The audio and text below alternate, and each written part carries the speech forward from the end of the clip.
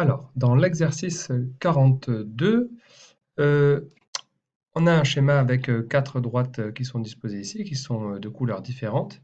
Et on voit qu'on a un petit codage ici pour montrer qu'il y a un angle droit à cet endroit-là et un angle droit également à cet endroit-là. Alors, dans cet exercice, on nous explique que les noms des droites, D1, D2, D3 et D4, ont été effacés. Donc ils sont ici et il va falloir les replacer sur ce schéma à l'aide des indications qui sont données dans l'énoncé. Alors il y a deux indications qui sont données dans l'énoncé. La première, c'est que la droite D1 ici, elle est parallèle à la droite D4. Et il y a une seconde indication qui est donnée dans l'énoncé, c'est que cette droite D1 toujours, elle est également perpendiculaire à la droite D3. Donc avec ces deux indications-là, il va falloir pouvoir retrouver les emplacements des noms D1, D2, D3 et D4.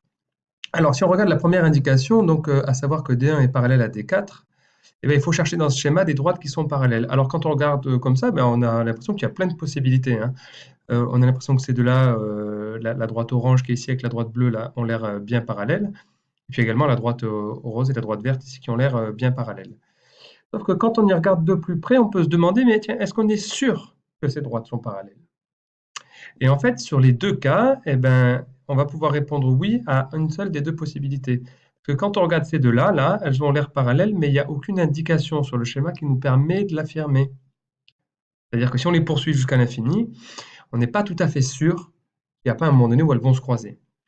Par contre, si on regarde ces deux-là, on s'aperçoit qu'il y a un angle droit ici et un angle droit ici. Autrement dit, on a une propriété dans notre cours qui nous permet d'utiliser ce codage-là.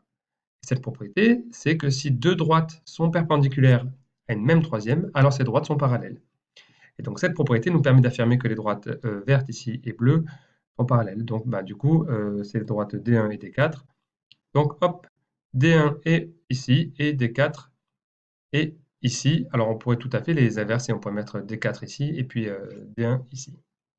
Alors maintenant, revenons à la dernière indication. La dernière indication, c'est que D3 est perpendiculaire à D1.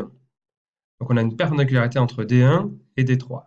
Donc pour D3, même chose, hein, on peut regarder, il y a deux possibilités. On a l'impression que la droite orange ici elle est bien perpendiculaire à la droite rose et que la droite bleue elle est également bien perpendiculaire à la droite rose.